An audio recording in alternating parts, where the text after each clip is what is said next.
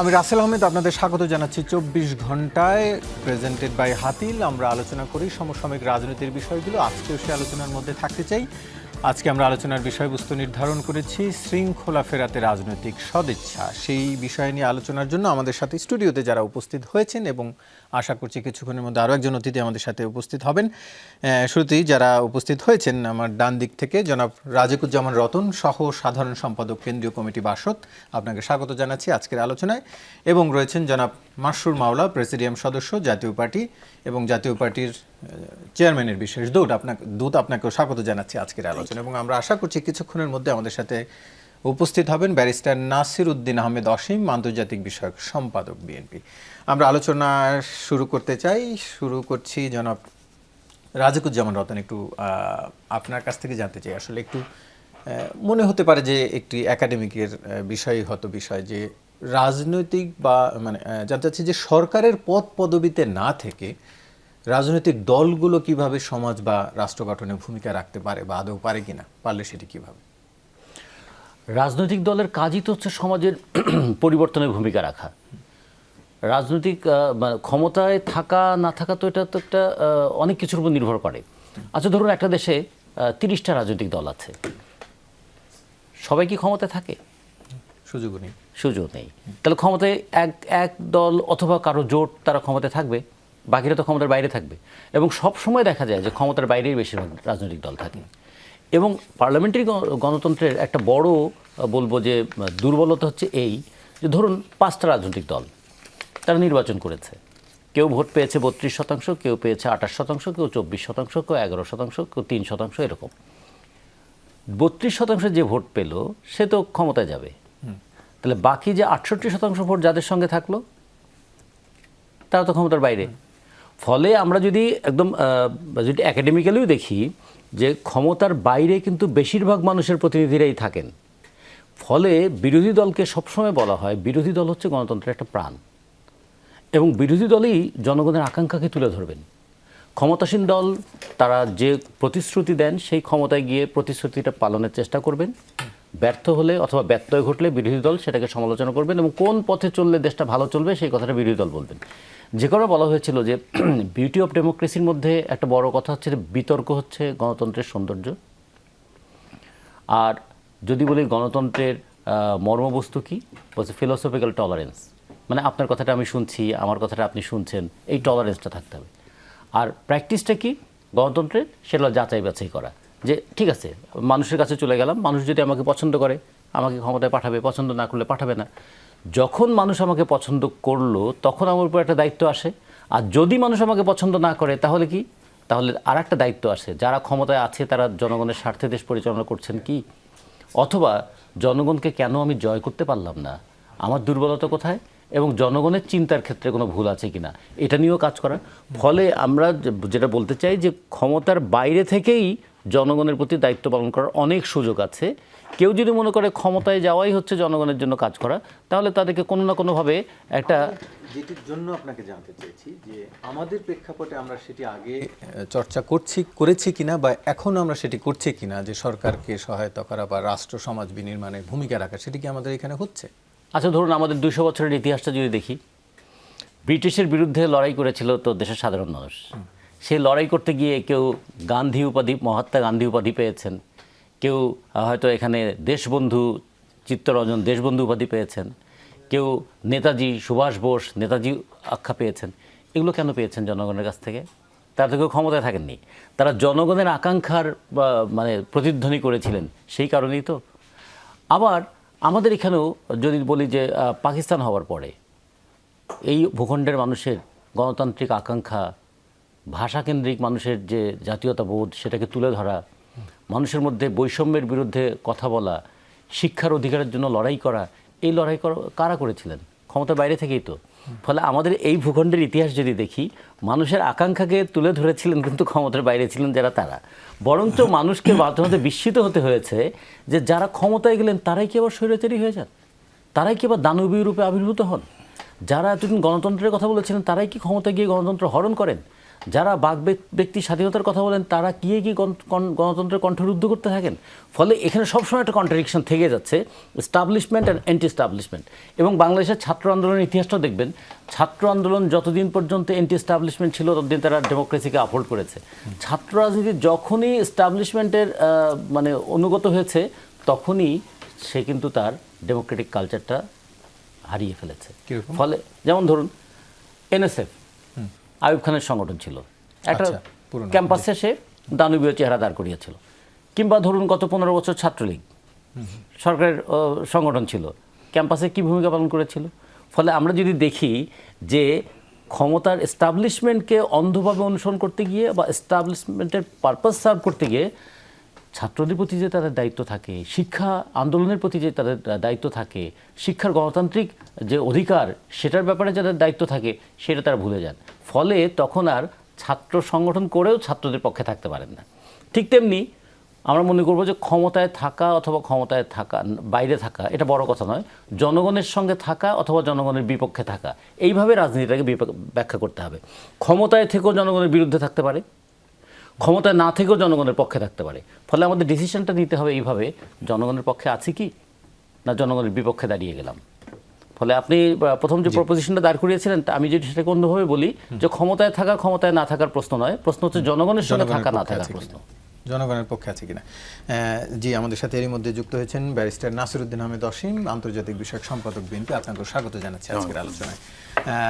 আমরা একটু আপনার কাছেই আসি, যেহেতু আমরা এটি নিয়ে আলোচনা করছিলাম যে রাজনৈতিক দলগুলো কিভাবে ক্ষমতায় না থাকলেও ভূমিকা রাখতে পারে। সেক্ষেত্রে তিনি বলছিলেন যে আসলে দলের চেহারা যেটি দেখা যায় বা সংগঠনগুলো ক্ষমতায় গেলে হয়তো একটু গণতন্ত্র বিরোধী অবস্থানে যায়, বরঞ্চ বিরুদ্ধ অবস্থানে থাকলেই তাদের ভূমিকাটায় জোরালো হয়। এখনকার যে প্রেক্ষাপট, এখনকার যে সরকারের প্রেক্ষাপট, বলা যায় যে এখানে আপনাদের সবার সমর্থিত সরকারই রয়েছে, কিন্তু সমাজের যে বিশৃঙ্খলা সেটি ফিরে আসেনি। সেই অর্থে বিএনপির ভূমিকা আসলে কি? বরঞ্চ কোথাও কোথাও দেখা যায় যে প্রত্যক্ষ বা পরোক্ষভাবে বিশৃঙ্খলার পেছনে বিএনপির নেতাকর্মীরাই দায়ী। জি, ধন্যবাদ আপনাকে। যমুনা টেলিভিশনের অগণিত দর্শক শ্রোতা যারা দেখছেন তাদেরকেও শুভেচ্ছা জানাচ্ছি। আর বিএনপিকে দায়ী করলেন আপনি। আমি প্রথমে একটা কথা বলি, বাংলাদেশ আওয়ামী লীগের সাধারণ সম্পাদক, এখনও সাধারণ সম্পাদক আছেন, সরকারে নেই ওনারা, ওবায়দুল কাদের সাহেব বলেছিলেন যে ক্ষমতা যেদিন হারাবেন সেদিন 5 লাখ লোক তাদের নিহত হবেন। প্রথম কথা হচ্ছে যে কতজন মানুষ মারা গেছেন, প্রাণ হারিয়েছেন, একটা মৃত্যু কাম্য না। একজন নাগরিক হিসেবে আমি বলি, রাজনৈতিক সহিংসতা বলেন, সামাজিক অপরাধের অংশ হিসেবে কয়েকজন মারা গেছেন, তবে কয়েকজন, আমি কথাটা আপনার কয়েকজন আর 5 লাখ তফাৎটা কিন্তু অনেক বড়। আমি একজনের মৃত্যুও কামনা করি না রাজনৈতিক সহিংসতা, কারণ রাজনৈতিক সংস্কৃতিটা, মুক্তিযুদ্ধের চেতনাটা কি ছিল? সামাজিক ন্যায় বিচার, বৈষম্যের বিরুদ্ধে, সমস্ত কিছু মিলিয়েই তো, তাই না? এবং এবার আন্দোলন যেটা হয়েছিল সেটাও কিন্তু বৈষম্য বিরোধী আন্দোলনটা ছিল, মূলত চাকুরি ক্ষেত্রে আপনার কোটার যে বৈষম্যটা সেটা নিয়ে আন্দোলন হয়েছে। একটা পর্যায়ে সেটা ডাইভার্সিফাই হয়ে গেছে, এবং সর্বশেষ যেটা ন্যারো ডাউন হতে হতে যে সরকারের পদত্যাগ বা তৎকালীন প্রধানমন্ত্রী যিনি তার পদত্যাগ। তো এ ধরনের একটা আন্দোলনের মধ্য দিয়ে, ছাত্র জনতার অভ্যুত্থানের মধ্য দিয়ে 16 বছরের অপশাসনের একটা অবসান ঘটেছে। নিঃসন্দেহে জনগণের আশা আকাঙ্ক্ষা চাহিদাটা অনেক বেশি। তো সেক্ষেত্রে আপনারা যে শিরোনামটা করেছেন, শৃঙ্খলা ফেরাতে রাজনৈতিক সদিচ্ছা, শৃঙ্খলা ফেরাবেন তো অন্তর্বর্তীকালীন সরকার। শুধু তাদের দায়িত্ব এটি? আমি একটা কথা বলছি বলে না, আমি তা বলছি না। আমি বলছি না যে শৃঙ্খলা ফেরাতে রাজনৈতিক সদিচ্ছা, মানে বিষয়টা শৃঙ্খলা ফেরানোর জন্য শুধু রাজনৈতিক সদিচ্ছা কাদের? ওনাদের তো কোনো রাজনৈতিক সদিচ্ছা নেই, তাদের তো সেই রাজনৈতিক নেটওয়ার্কই নেই। না, ওনাদের সেই নেটওয়ার্ক নেই। আমি যদি এখন বলি যে শৃঙ্খলা ফেরা, ওনারা আগে ওনাদের নিজেদের যে ক্যাবিনেটটা আছে যেটা এখন অন্তর্বর্তীকালীন, ওনারা আগে ওনাদের নিজেদের শৃঙ্খলাটা ফেরান। কেন আমি এই কথাটা বলি? যে প্রধান উপদেষ্টা মহোদয়, উনি সর্বজন শ্রদ্ধেয়, সারা বিশ্বে ওনার নাম আছে। আমি 2012 সালে নোবেল লরিয়েটদের কনফারেন্সে অ্যাটেন্ড করার আমার একটা সুযোগ হয়েছিল।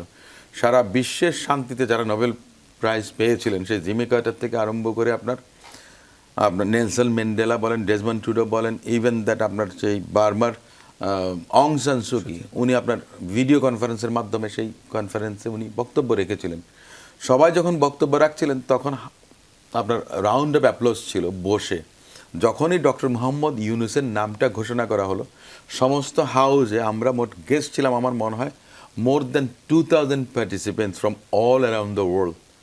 যখনই ডক্টর মোহাম্মদ ইউনূসের নামটা ঘোষণা হলো তখন সকলে দাঁড়িয়ে 5 থেকে 7 মিনিট আপনার ক্ল্যাপ দিয়েছিল। রাউন্ড অফ অ্যাপ্লজটা এরকম ছিল। তো ডক্টর মোহাম্মদ ইউনূস সাহেব সে পরিমাণ সম্মানিত, শ্রদ্ধেয়জন সমগ্র বিশ্বে। তখন একটা সময় আমার দুঃখটা লাগে যে উনি যখন বলেন যে আমরা ছাত্রদের আন্দোলনের ফসল, 16 দিনের আন্দোলনের ফসল, না আমি এটা স্বীকার করি না। তো 16টা বছর ধরে আমরা রাজিকুর রহমান, রতন ভাইরা সহ বাংলাদেশের সমস্ত মত পথ ভিন্ন মতের যারা আওয়ামী লীগের ফেসিস্ট শাসনের বিরুদ্ধে যারা আন্দোলন করেছে, আমি তো আমার 1100 ভাইকে গুম হতে 16 বছরের আন্দোলনে আপনারা কি সব মানুষকে একত্র করতে পেরেছেন? নিঃসন্দেহে। তাহলে এই যদি না হতো তাহলে এই ছাত্র আন্দোলনে আপনার সর্বশেষ আমার পার্টির অ্যাক্টিং চেয়ারপারসন জনাব তারেক রহমান সাহেব সমর্থন জানিয়েছেন, আমাদের দলের নেতাকর্মীরা, আমি এমনকি এটাও বলি দ্যাট ইন কন্টে, বাংলাদেশ জামাত ইসলামের ছাত্র শিবিরের নেতাকর্মীরাও কিন্তু এই আন্দোলনের অংশীদার ছিলেন। এটা অস্বীকার যদি কেউ করেন তাহলে বাংলাদেশের রাজনৈতিকভাবে তারা, আমি মনে করি, সবচেয়ে অপরিপক্ক। আমি এই কথাটা বলছি কেন বলছি, যে অপশাসন, দুঃশাসন, 16 বছরের নিপীড়ন, নির্যাতন, আমি যে কথাটা বলছিলাম যে 1100 গুম হয়েছে আমাদের নেতাকর্মী, 3500 খুন হয়েছেন, 40-50 লাখ মামলা, 1 কোটির উপরে আসামি। আপনি যখন কার্যকর কোনো বিরোধী দল না থাকে তখন যারা সরকারে থাকেন, ট্রেজারিতে যারা থাকেন, তাদের যে দমন পীড়নের মাত্রাটা এত বেশি হয়, আপনার পুলিশ প্রশাসন বলেন, সিভিল প্রশাসন বলেন, সরকারকে টিকিয়ে রাখার জন্য মদতপুষ্ট বাহিনী পদলেহনের মাত্রাটা এত বেশি হয় যে সরকার আরও বেশি ড্রেকনিয়ান ক্যারেক্টার তারা নিয়ে জনগণের উপরে সওয়ার হন। কিন্তু ধরেন আমি আজকে গুগল করলাম কিছুক্ষণ আগে, আজকের কয়েকটি সংবাদ আমার সামনে আসলো। বাস টার্মিনাল ও পরিবহন দখল নিতে বিএনপির 2 গ্রুপের সংঘর্ষ, এটি নারায়ণগঞ্জে। বিএনপি নেতার দোকান দখল, তারেক রহমানের হস্তক্ষেপ চালানো, এটি নোয়াখালীতে। নগরকান্দায় বিএনপি নেতার বিরুদ্ধে ব্যবসায়ীদের দোকান দখলের অভিযোগ, এটি ফরিদপুরে। এরকম আরো অনেকগুলো রয়েছে। আমাকে একটা কথা বলেন আপনি, আমি তো একটা কথা বলেছি আপনাকে যে 5 লাখ খুন হবে আওয়ামী লীগের নেতাকর্মী, সেটা হয়নি। আপনি যে কয়টা নিউজ পেয়েছেন এটা তো লক্ষাধিক হওয়ার কথা ছিল, এটা তা হয়নি। আমি একটা কথা বলি, দোষে গুণে হাতের সবগুলো আঙ্গুল কিন্তু সমান না। বিশৃঙ্খল পরিস্থিতি, অরাজক পরিস্থিতি তৈরি হবে যতক্ষণ পর্যন্ত না ল অ্যান্ড অর্ডার সিচুয়েশন, যেটা আমরা বলি যে restoration of law and order and discipline. দেখেন, পুলিশের মনোবল ভেঙে গেছে। পুলিশ সরকারের লেলিয়ে দেয়া বাহিনীর মতো কাজ করেছে, এবং যেটার প্রেক্ষাপটে বিগত আন্দোলনগুলোতে পুলিশের অনেক সদস্য প্রাণ হারিয়েছেন। পুলিশরা আইডি কার্ড, পোশাক চেঞ্জ করে নিজেদের বাসা বাড়িতে যেতেন। এই অবস্থাটা কেন তৈরি হয়েছে? মানুষের ঘৃণা, ক্ষোভ, সমস্ত কিছু তাদের বিরুদ্ধে গেছে। এখনও পুলিশ ঠিকমতো পারফর্ম করতে পারছেন না। আপনার যখনই এটা হবে, আস্তে আস্তে কিন্তু এই ধরনের প্রবণতাটা কমে যাবে। তার মানে কি এই যে আমার দলের কোনো দুষ্কৃতিকারী আপনার কোনো অপকর্ম করলে আমি স্বীকৃতি দিচ্ছি? মোটেও না। আমাদের দলের 500-র উপরে নেতাকর্মীকে বহিষ্কার করা হয়েছে। আমাদের দলের অ্যাক্টিং না, আপনি নিয়ন্ত্রণ করতে পারছি না মানে কি? আপনি কি বলছেন? নো, আমি স্পষ্টভাবে বলছি, আপনারা একটু ভিন্নভাবে কথাটা বলছেন যে বিএনপি বাংলাদেশের বৃহত্তম রাজনৈতিক দলগুলোর একটা। অবশ্যই 91-এ যখন রাশিদ শাহাবুদ্দিন সাহেবের নেতৃত্বে কেয়ারটেকার গভর্নমেন্টের অধীনে নির্বাচন হয়েছিল, সেই নির্বাচনে বেগম খালেদা জিয়ার সরকার গঠন করেছিল। আপনাকে এটা রেক্টার স্কেল না, আপনাকে এটা রাজনৈতিক মানদণ্ডে আপনাকে স্বীকার করতে হবে যে বিএনপি বৃহত্তম রাজনৈতিক দলগুলোর মধ্যে একটা। 91 সালের নির্বাচনের আগে 91 সালের নির্বাচনের আগে বিএনপিকে রাজনৈতিক দল কেউ মনে করত না, এটা স্পষ্টভাবে আমি বলতে পারি।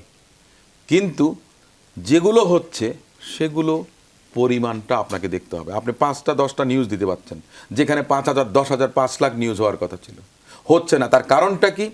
বাংলাদেশ জাতীয়তাবাদী দলের চেয়ারপারসন বেগম খালেদা জিয়া কখনো অন্যায়কে প্রশ্রয় দেননি। জনাব তারেক রহমান সাহেব কোনো অন্যায়কে প্রশ্রয় দেন না। আমি ব্যক্তিগতভাবে রাজনীতি করি, আমি যে এলাকায় রাজনীতি করি, আমি সেখানে বলেছি ব্যবসায়ী সম্প্রদায়কে যে আমার দলের কোনো নেতাকর্মী যদি আপনাদের কাছে চাঁদা চান কিংবা অবৈধ কোনো হস্তক্ষেপ করেন তাহলে আমাকে জানাবেন, আমি ব্যবস্থা নেব। আবার আপনার কাছে ফিরবো, আরেকটি প্রসঙ্গেও ফিরবো, তবে একটু যেতে চাই জনাব মাসুর মাওলা, একটু আপনার কাছ থেকে জানতে চাই দুটি বিষয়, যে সমাজ এবং রাষ্ট্র বিনির্মাণে এই সময় জাতীয় পার্টির ভূমিকা কি সেটি একটু জানতে চাই, পাশাপাশি রাজনৈতিক দলগুলো যেটি আমরা শিরোনাম করলাম সেই সদিচ্ছা আপনার কাছে কতটা যথেষ্ট মনে হচ্ছে? সব দলের সহযোগিতা দেখছেন কি? থ্যাংক ইউ অসীম ভাই অ্যান্ড রতনদা। সব দলের অংশগ্রহণ রাজনীতিতে যদি বলেন, এখন পর্যন্ত আমি যদি এইভাবে যদি যাই, যে শেখ হাসিনা রিজিম যাওয়ার পরে এখন ইন্টারিম গভর্নমেন্ট, তাদের নেতৃত্বে এখন অলমোস্ট নিয়ার অ্যাবাউট 2 months দেশ চলছে। এখন সব দলই সাপোর্ট দিয়েছে আমার জানা মতে, এবং আমরাও সাপোর্ট দিয়েছি ইন দ্য সেন্স আমরা বলেছি যে 16 years-এর কারাপশন, এটাকে রিফর্ম করতে গেলে এটা আসলে 2 মাস 3 মাসের এটা হবে না, এটা মানে মিনিমাম 2 years লাগবে। সো আমরা ঠিক এইভাবে বলিনি, আমরা বলেছি যতদিন লাগবে রিফর্ম করতে ততদিন আমরা আছি, আমাদের যদি কোনো সাপোর্ট লাগে আমরা আছি। বিশেষ করে আমরা 6টা পয়েন্টস আমরা দিয়েছি। তো 6টা পয়েন্টসের মধ্যে আমাদের মূল হলো দেশের অর্থ মানি লন্ডারের মাধ্যমে যে টাকাগুলো বেরিয়ে গেছে, এটাগুলো দেশের কাছে লাগানোর জন্য, দেশের সাথে স্টুডেন্টরা যেমন মারা গেছে, যেমন আমি জানি না আপনি জানেন কি না, জাতীয় পার্টি আমাদের জিএম কাদের 3rd জুলাই প্রথম সংসদে উনি কোটা আন্দোলনের কথা বলেছিলেন, এবং 16ই জুলাই রংপুরে ওনার কনস্টিটিউয়েন্সিতে আবু সাইদ যখন মারা যান, আমাদের ছাত্র সমাজের নেতৃত্বে প্রথম জানাজা হয়। জুলাই 17 এবং 18-তে আমাদের জাতীয় পার্টির 100+ আমাদের ছাত্র সমাজের ছেলে পেলে ইনজুর্ড হয়, এবং জাতীয় পার্টির সমর্থক একজন কুলি সেও মারা যায়। তো আমাদের ভূমিকা সব দিক দিয়ে আছে, আমরা এখনও আছি।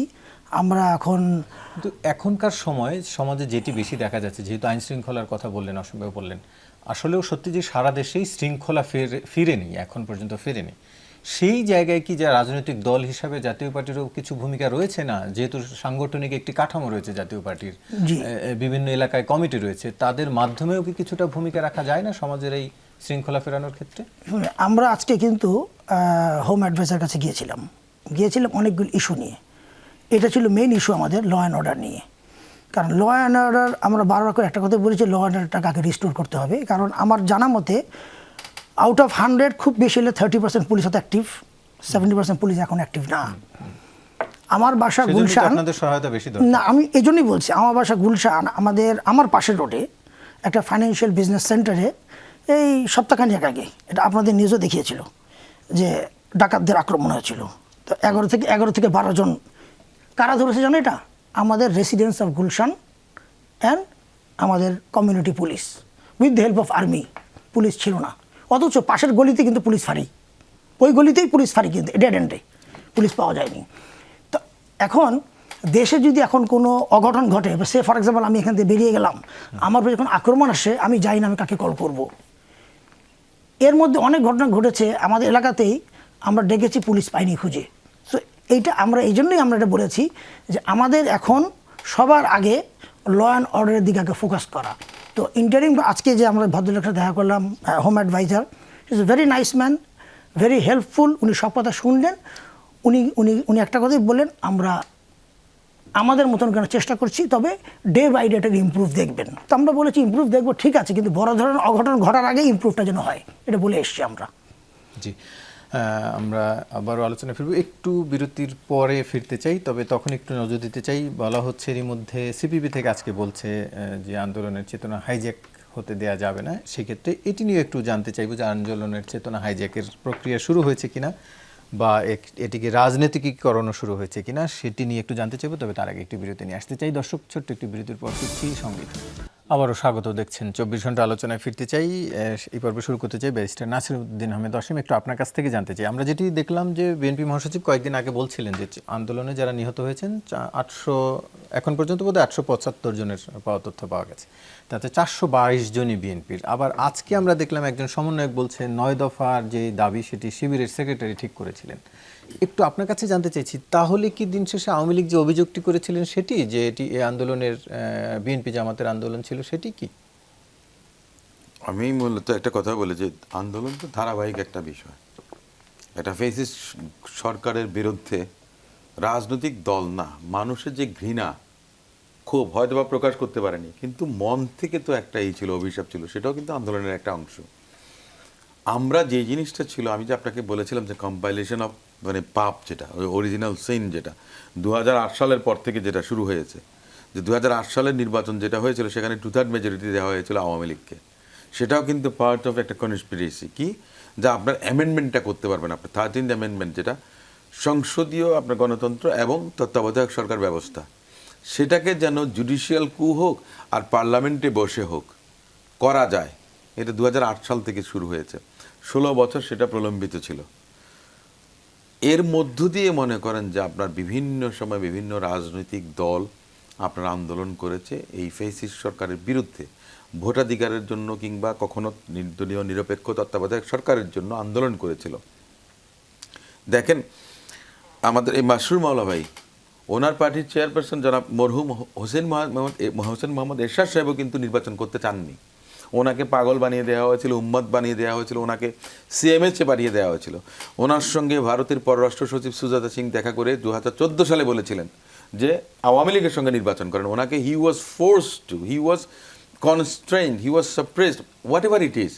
মানে এই যে আপনার আওয়ামী লীগ গভর্নমেন্টের ভারতের সঙ্গে মিত্রতাটা এত বেশি ছিল যে আওয়ামী লীগকে ক্ষমতা রাখার জন্য আওয়ামী লীগ বা আওয়ামী লীগের নেত্রীকে বন্ধু হিসেবে ভারত চেয়েছিল, বাংলাদেশের জনগণকে না।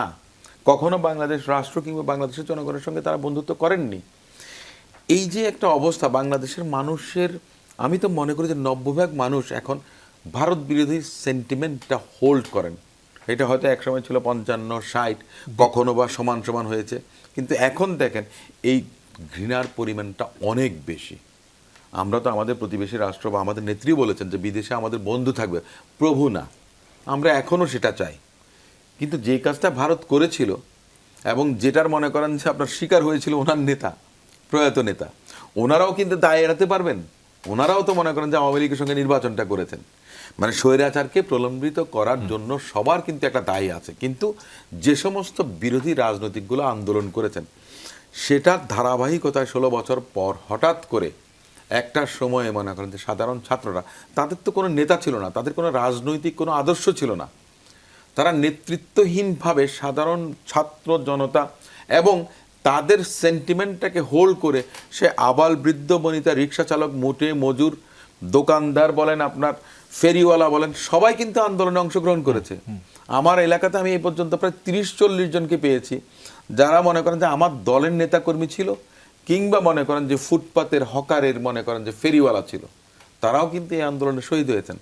এখন বিতর্কটা হচ্ছে যে এখন এই যে রাজনৈতিক ক্রেডিট নেওয়ার মতো একটা অবস্থান তৈরি হয়েছে বলে, আমরা তো বাংলাদেশ জাতীয়তাবাদী দল তো আপনার যারা এই আন্দোলনটা করেছে, আমি নিজেই বলেছিলাম যে ক্রেডিটটা হচ্ছে যে সাধারণ ছাত্রদের, তারা স্পার্কটা ধরিয়েছেন, আমি অস্বীকার করছি না। কিন্তু ওনাদের যারা নেতৃস্থানীয়, আমি যে কথাটা বলছি যে শৃঙ্খলা, মানে আপনার রাজনৈতিক দলগুলোকে আপনার সহযোগিতা করা, শৃঙ্খলা ফিরিয়ে আনার জন্য, শৃঙ্খলাটা ওই ক্যাবিনেট, অন্তর্বর্তীকালীন ক্যাবিনেটের মধ্যে ফেরত আসা উচিত।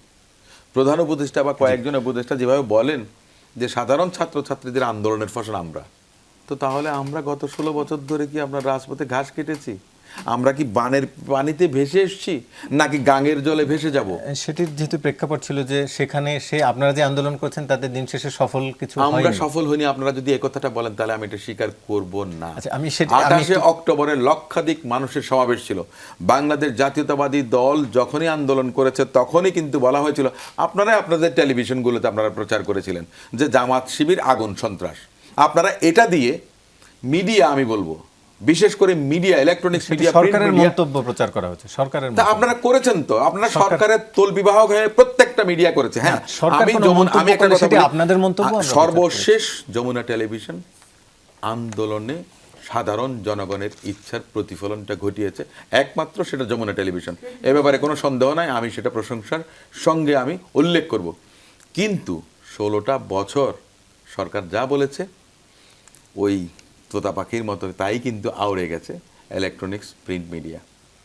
আমি যদি জেল থেকে না বেরোতাম তাহলে আমি আমার ওয়াইফ এবং আমার ছেলে মেয়েদেরকে বলেছিলাম না, আমরা তো যে বিএনপি দেশের নেতাদের বাইরে বক্তব্য থেকে আমরা যেন প্রচার আর করেছি, না এমন আসে। নয় যে করিনি। না, আমি তো আমি বলছি, জি। আমি তো বলছি যমুনা টেলিভিশন পায়োনিয়ার জি, এই আন্দোলনে। আপনার যদি যে আমরা যে ফোর্থ পিলার বলি, তাই না, তার মধ্যে তো আপনার সংবাদ মাধ্যম, জি, জি, জি। তাই না, তার মধ্যে সেটা যমুনা টেলিভিশন পারফর্ম করার চেষ্টা জি, করেছে। জি, আমি কিন্তু আপনার কাছে আপনারা আবার এর আগে ফিরবো। পারেননি তো। আচ্ছা। সবাই কিন্তু এক কাজ করেছে, আমরা আগুন সন্ত্রাস। আমি না বেরোলে আমি ওই সেতু ভবনে আগুন দিয়েছি, আমার নামে মামলা। আমি মেট্রো রেলে আগুন দিয়েছি, মেট্রো রেল ধ্বংস করেছি, আমার নামে মামলা। আমি 3 দিন বিনা মামলায় আমি আটক ছিলাম, রংফুল ডিটেনশন ছিল। আমি লয়ার, একজন সুপ্রিম কোর্টের। আমার লয়ারকে দেখা করতে দেওয়া হয় না, আমার ফ্যামিলিকে দেখা করতে দেওয়া হয় নাই। আমাকে অ্যারেস্ট করার 24 ঘন্টার মধ্যে কোর্টে প্রডিউস করতে হবে এবং আমাকে অ্যারেস্ট করার সময় জানতে হবে যে কেন আমাকে জি, অ্যারেস্ট আমি করছে। আপনার কাছে আবার ফিরবো, একটু যেতে চাই রতন ভাইয়ের কাছে, একটু জানতে চাইছি যে এখন যেইটি আমরা দেখলাম যে বিএনপির পক্ষ থেকে বা শিবিরেরও আজকে প্রকাশ হয়েছে, একটু আপনার কাছ থেকে জানতে চাইছি যে এটি কি গণমানুষ যেই উদ্দেশ্যে, এটি কি কোনো রাজনৈতিক উদ্দেশ্যে মানুষ পথে নেমে এসেছিল রাজনৈতিক মতাদর্শের ভিত্তিতে, নাকি মানুষের আদর্শে, মানুষ নিজের চাহিদার প্রেক্ষিতে এসেছিল? যদি সেটিই হয় যে মানুষ তার প্রয়োজনে এসেছিল বৈষম্য দূর করার ক্ষেত্রে, তাহলে এখন আবার এই রাজনৈতিক ক্রেডিট নেওয়ার চেষ্টাটাই বা ঠিক হচ্ছে কিনা, একটু আপনার কাছ থেকে এর বিশ্লেষণ চাইছি। আমাদের এই ভূখণ্ডের একটা ট্র্যাজেডি আছে। The tragedy of our history is that the victorious people always defeated after victory. ধরুন যে 71 সালে কত বড় একটা রক্তক্ষয়ী যুদ্ধ করলাম আমরা, 30 লক্ষ মানুষের জীবনদান, 2 লক্ষ মা বোনের সম্ভ্রম, কোটি মানুষের দেশ ত্যাগ, কত অশ্রু বেদনা ঝরিয়ে আমরা সাম্য, মানবিক মর্যাদা এবং সামাজিক ন্যায় বিচারের একটা দেশ চেয়েছিলাম। স্বাধীনতার পর কিন্তু সেই সাম্যের জায়গায় বৈষম্য এলো, সামাজিক ন্যায় বিচারের জায়গায় আমরা বলবো যে দমন পীড়ন এলো, আর মানবিক মর্যাদার জায়গায় মানবতার অপমান এলো। 90-এ আমরা এরশাদ বিরোধী আন্দোলন করলাম, ছাত্র আন্দোলন করে গণতন্ত্র প্রতিষ্ঠা করতে চাইলাম। এরশাদ গেল, স্বৈরাচারী ব্যবস্থাটা গেল না। এবারও কিন্তু আমাদের মনে হচ্ছে যে বৈষম্য বিরোধী ছাত্র আন্দোলন যারা গড়ে তুলেছিলেন, এখন দেখুন কত যে অভিভাবক হচ্ছে। এই জন্য আমার একটা কথা আছে না, victory has many father's but defeat is orphan. এখন সবাই, শিবিরও বলে সে 9 দফা করেছে, অমুকও বলে 9 দফা করেছে। আচ্ছা, তো এতদিন যদি বলে যে তাহলে এতদিন ওই দফাগুলোর দফা কে করেছিল? আচ্ছা, মানুষ যখন নামলো তখন সে মানুষ কিসের জন্য নেমেছিল?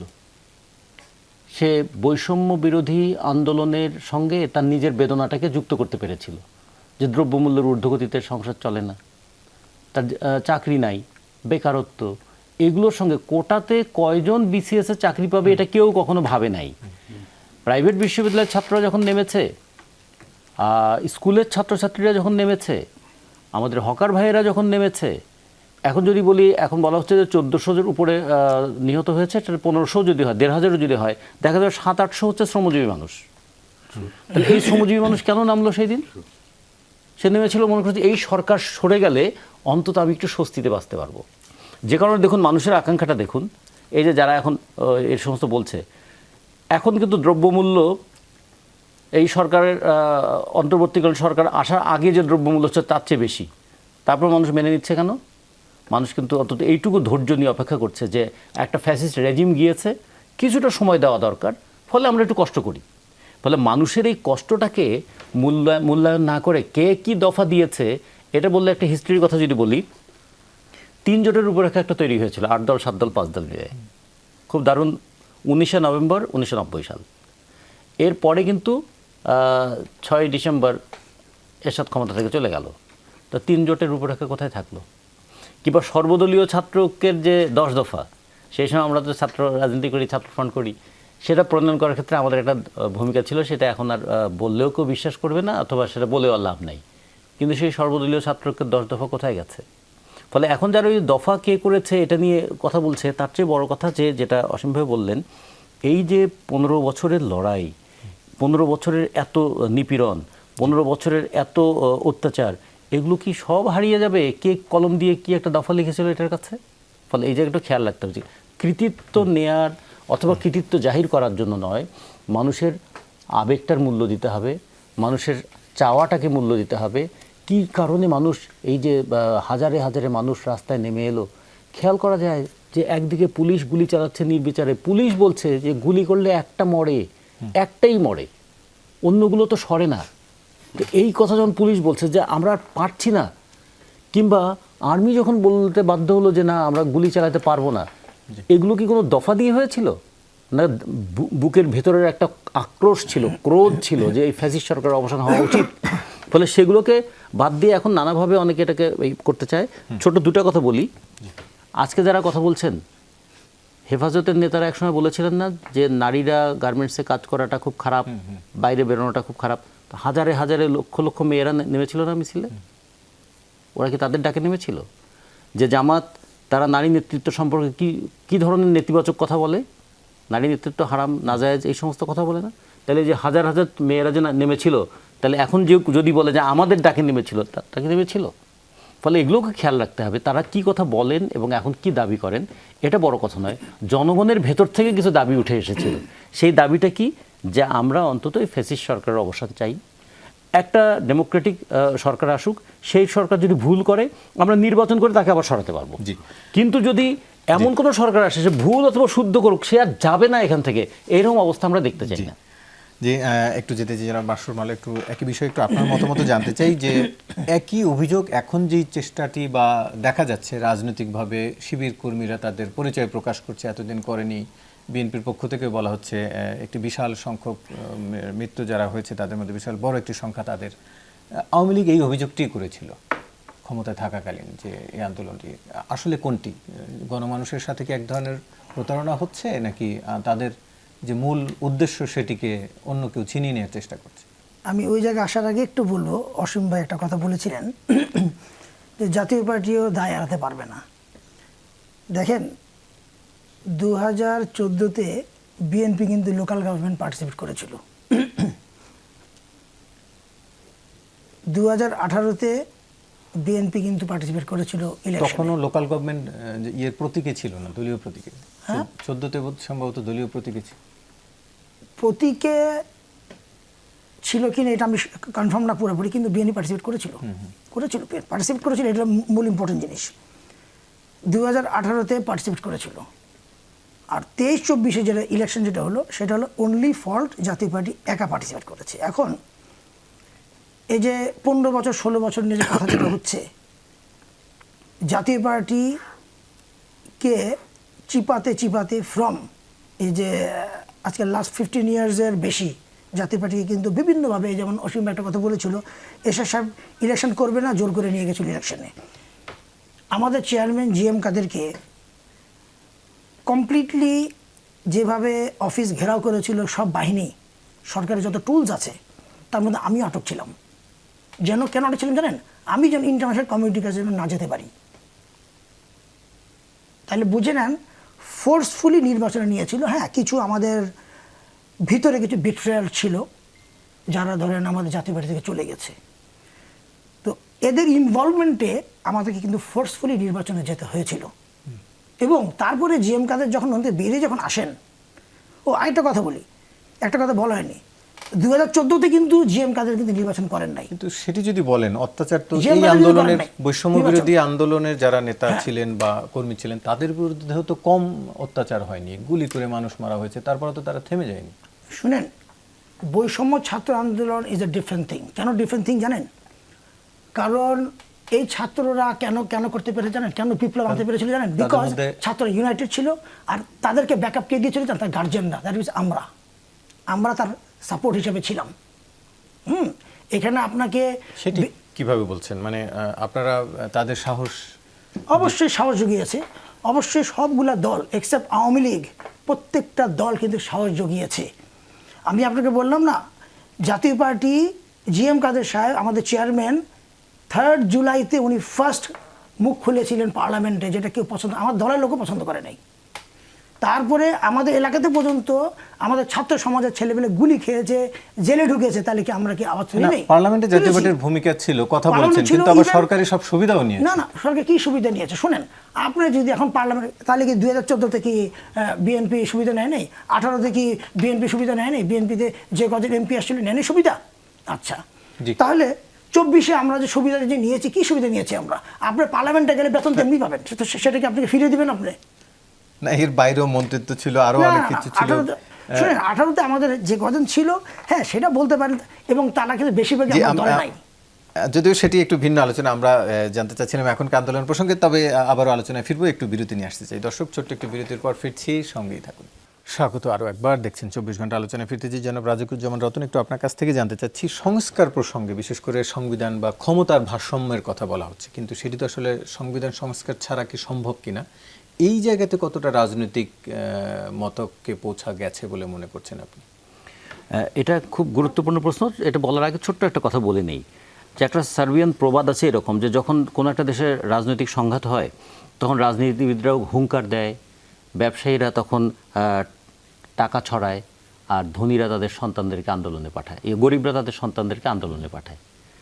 আর যখন আন্দোলনটা শেষ হয় তখন ওই রাজনীতিবিদরা পরস্পরের সঙ্গে হাত মেলায়, ব্যবসায়ীরা ব্যবসার মুনাফা বাড়ানোর জন্য জিনিসপত্রের দাম বাড়িয়ে দেয়, আর গরিবরা তাদের সন্তানের কবরের পাশে দাঁড়িয়ে অশ্রু পাত করে। তা আমাদেরও দেখুন, এখন যে 1,500 মৃত্যুবরণ করেছে, 20,000-এর উপরে আহত, এগুলো তো আমরা চোখে দেখছি। কত মানুষ কতভাবে নিপীড়িত হয়েছে গত 15 বছর, তাদের খোঁজ খবরটা খুব বেশি হচ্ছে না। এখন কে কার কে কর্তৃত্ব নেবে, কে কে কৃতিত্ব দেখাবে, সেগুলো চলছে। এর মধ্যে নতুন যে বিষয়টা আসছে, এত রক্ত কেন দিতে হলো? বাংলাদেশের ইতিহাসে তো এত আন্দোলনে এত রক্ত কখনো কেউ দেয়নি। একটাই ছিল যে অন্তত সুষ্ঠু, অবাধ, গ্রহণযোগ্য নির্বাচনের পরিস্থিতি তৈরি করতে হবে। সেটা কোথায় বাধা আছে, কে বাধা দিচ্ছে? আমরা যে একটা তত্ত্বাবধায়ক সরকারের অধীনে নির্বাচনের ব্যবস্থা করেছিলাম, ভাবা হয়েছিল যে তত্ত্বাবধায়ক সরকারের অধীনে নির্বাচন হলে অন্তত আপাত সুষ্ঠু নির্বাচন হবে। আমাদের এই যাবৎকাল 12টা নির্বাচনের মধ্যে 8টা নির্বাচন দলীয় সরকারের অধীনে হয়েছে এবং 4টা নির্বাচন তত্ত্বাবধায়ক সরকারের অধীনে হয়েছে, এবং যেগুলো তত্ত্বাবধায়ক সরকারের অধীনে হয়েছিল সেগুলো একটু গ্রহণযোগ্য হয়েছিল। ফলে যদি সংবিধান সংশোধন করতে হয়, তাহলে এই জায়গায় একটা সংশোধন দরকার, যে তত্ত্বাবধায়ক সরকারের বিধানটাকে সন্নিবেশিত করা দরকার। 2, পাওয়ার ব্যালেন্সটা যে একেবারে নষ্ট হয়ে গিয়েছিল, যে প্রধানমন্ত্রী একটা পার্লামেন্টারিয়ান ডিক্টেটরে রূপান্তরিত হয়েছিলেন। সেই জায়গায় প্রধানমন্ত্রীর পাওয়ারটা যেভাবে ব্যালেন্স করা যায়, সেক্ষেত্রে যদি সংবিধান সংশোধন করার প্রয়োজন হতে হবে। 3 নম্বর, যেটা সংবিধানে কতগুলো ধারাকে অপরিবর্তনীয় করে রাখা হয়েছে, সেই ক্ষেত্রে সংবিধান যেন জনগণের ইচ্ছার প্রতীক হয়, সেই ব্যবস্থাটাও করতে হবে। জি, জনাব মাসুম আলম, একটু আপনার কাছ থেকে জানতে চাই, এই যে ক্ষমতার ভারসাম্যের জন্য সংবিধান সংশোধনের কথা বলছে অন্তর্বর্তীকালীন সরকার, কিন্তু বিএনপির পক্ষ থেকে বলা হচ্ছিল, এখন পর্যন্ত বিএনপি মহাসচিব বলছেন যে সংবিধান সংস্কার বা পরিবর্তন বা পুনর্প্রবর্তন সেটি রাজনৈতিক সরকার করা উচিত। তাহলে ক্ষমতার ভারসাম্য কিভাবে আসবে বলে আপনি মনে করেন? দেখেন, আপনাদের অবস্থানটাও একটু যদি জানতে চাই। আমাদের অবস্থান হিসেবে আমরা যেটা চিফ অ্যাডভাইজারকে যেটা বলেছিলাম, যে ডক্টরিন অফ নেসেসিটি বলে একটা জিনিস আছেন, যেটা হয়তো আমাদের অসীম ভাই, উনি উকিল মানুষ, অ্যাডভোকেট মানুষ, উনি ভালো বলতে পারবেন। দেশের স্বার্থে, কারণ কনস্টিটিউশন কাদের জন্য? আমাদের জন্য। কনস্টিটিউশন আমাদের জন্য বানিয়েছি আমরাই। দেশের স্বার্থে, দেশের সুবিধার জন্য কনস্টিটিউশনে ডক্টরিন অফ নেসেসিটি বলে একটা জিনিস আছে, যেটা কোর্টের মাধ্যমে কিন্তু এটা করা যায়। আর ইন্টারিম গভর্নমেন্ট বেসিক্যালি যদি বলি, এটা তো লিগ্যাল না, বৈধতা নাই তাদের, কিন্তু বৈধ হলো অনলি প্রেসিডেন্ট, ইলেক্টেড গভর্নমেন্ট, তো মানে ইলেক্টেড প্রেসিডেন্ট, তো অনলি ইলেক্টেড প্রেসিডেন্টই একমাত্র এটাকে সমাধান দিতে পারেন, এবং সেটার জন্য উনি কোর্টের একটা সহযোগিতা নিতে পারেন। বৈধতা নাই কোন অর্থে বলছেন? মানে বর্তমান সংবিধানের প্রেক্ষিতে সেটা তো Because আন্দোলনের আমাদের, হ্যাঁ ওই যে বললাম, যেহেতু দেশের স্বার্থে ইন্টারিম গভর্নমেন্টকে বসানো হয়েছে, আপনি যেটি শুরুতে বলছেন ডক্টরিন অফ নেসেসিটি, Doctrine of কোর্টও তো সেই necessity, প্রেক্ষাপটে বলছে যে সেটা এটা হলো হতে পারে। ওই কনস্টিটিউশন যদি কোনো কারণে যদি চেঞ্জ করতে হয়, মানে পুরোপুরি চেঞ্জ করতে পারবে কিনা জানি না, ওখানে কিছু হাত যদি দিতে চায়, যদি কিছু রিফরমেশন আনতে চায়, তাহলে সেটা করতে পারে থ্রু কোর্টের মাধ্যমে হেল্প নিয়ে। অর্থাৎ যেভাবে এই সরকার গঠিত হয়েছে হ্যাঁ, সেটির পক্ষে তবে আমি আপনারা মত একটু দিচ্ছেন। ইন্টারফেয়ার করি, যেটাই করুক সেটা কিন্তু পার্লামেন্টে সেটা অ্যাডপ্টেড হতে হবে, অ্যামেন্ডমেন্টটা করতে হবে পার্লামেন্টে। তার আগে হয়তো এটা আলোচনা করতে পারবে, কিন্তু অবশ্যই এটা সংবিধানে যা কিছু করার সেটা কিন্তু আমাদের পার্লামেন্টে অনুমোদিত হতে হবে। জি, একটু যেতে চাই জনাব নাসিরউদ্দিন আহমেদ অসীম, একটু যেটি বলছিলাম যে যদি সেটি হয় যে সংবিধান সংশোধন পরে নির্বাচিত সরকার করবে, তাহলে ক্ষমতার ভারসাম্য ফিরবে কিভাবে? আমি একটু বলি, আমার মনে হয় যে এখানে একটু বোধহয় মানে কোথাও বোধহয় বিভ্রান্তি আছে। কারণ আমি যে বিষয়টা মানে তুলে ধরতে চাই দর্শক শ্রোতাদের জন্য, আমার দলের অ্যাক্টিং চেয়ারপারসন এবং আমাদের দলের স্থায়ী কমিটি একটা 31টি দফা দিয়েছে, 31 দফা। সেটার মধ্যেই কিন্তু সমস্ত সংস্কারগুলো কিন্তু আছে। সে জায়গাতে আপনি যেটা বললেন যে রতন ভাই যে কথাটা বললেন যে প্রধানমন্ত্রী যেভাবে আছে, মানে প্রধানমন্ত্রী আর রাষ্ট্রপতি শাসিত সরকারের মধ্যে কিন্তু কোনো তফাৎ নেই। কিন্তু মানে এখন ক্ষমতাটা এমন সংস্কারের যে বিষয়টা আছে, যে ভারসাম্যের কথা বলেছেন আমাদের নেতা জনাব তারেক রহমান সাহেব, সেই বিষয়টা কিন্তু আলোকপাত করেছেন। মানে দ্বিতীয় ক্ষমতায় আরেকটা আসলে জিনিস- বিএনপি করবে না, সেটা? ক্ষমতা আসছে না, এমন কিছু সংবিধান সংস্কার যদি হয় তাতেও কিন্তু বাংলাদেশ জাতীয়তাবাদী দল এবং আমার দলের নেতা তিনি বলেছেন এই সরকারকে সম্পূর্ণ সহযোগিতা করবেন। কিন্তু বিএনপি মহাসচিব আমি বলেছেন। একটু বলি, উনি বলেছেন, উনি তো দলের মহাসচিব, উনি দলের মুখপাত্র, উনি বলবেন, বলতেই পারেন উনি যে কথাটা বলেছেন। বাট আমি স্পিরিটটা যেটা দেখি, স্পিরিটটা হচ্ছে যে এই সরকারকে সহযোগিতা করবে। অর্থাৎ এই সরকার যদি সংস্কার কিন্তু একদিনের কাজ না, সংস্কার কিন্তু চলমান প্রক্রিয়া। এখন এই ইন্টারিম গভর্নমেন্ট যদি বলে যে আমি সব কিছু করে ফেলবো, তাহলে তো ভাই এই দেশে আর রাজনৈতিক দলের দরকার নাই। ওয়াইন্ডিং আপ করে দেন কোম্পানির মতো। যখন কোনো কোম্পানির মানে শুধু লুজিং কনসার্ন হয়, যে তার কর্মকর্তা কর্মচারীদেরকে চালাতে পারে না, যে ব্যাংকের লোন পরিশোধ করতে পারে না, বেতন দিতে পারে না, আপনার শেয়ার হোল্ডারদের ডিভিডেন্ড দিতে পারে না, সেখানে তখন ওয়াইন্ডিং আপের বিষয় আসে। তাহলে কি বাংলাদেশের সমস্ত রাজনৈতিক দলগুলো কি ওয়াইন্ডিং আপের কর্মসূচিতে চলে যাবে? সংস্কার প্রক্রিয়া চলমান, আগামীতে যে সরকার আসবে তারাও কিন্তু সংস্কারটা অব্যাহত রাখবেন। এখন একটা বিষয় আমি একটু ডিফার করি, যে ইন্টারিম গভর্নমেন্ট বৈধ না এই কথাটা যে বলেছেন আমার ভাই মাওলা ভাই, এটা ঠিক না। আর্টিকেল 7 অফ দ্য কনস্টিটিউশন কিন্তু এই সরকারটা যেটা আছে, এটা আর্টিকেল 7 অফ দ্য কনস্টিটিউশন অনুযায়ী কিন্তু আছে, the solemn expression of the people's will, জনগণ সকল ক্ষমতার উৎস। তার মানে এখানে যেটা আছে, যে রতন ভাই যে রেফারেন্সটা দিয়েছেন, র্যাটিফিকেশন বা পরবর্তী পার্লামেন্ট যেটা আসবে সেটা মনে করেন যে এক্সক্লুসিভলি অ্যান্ড এক্সপ্রেসলি বলে দেবে যে এই অন্তর্বর্তীকালীন সরকারটা ছিল সেটা সংবিধান সম্মত। এবং আমি একটা রেফারেন্স দিই, আমাদের বর্তমান মাননীয় প্রধান বিচারপতি ওনার রিসেপশন ডেতে উনি বলেছিলেন যে আর্টিকেল 7-এর রেফারেন্স দিয়েছেন।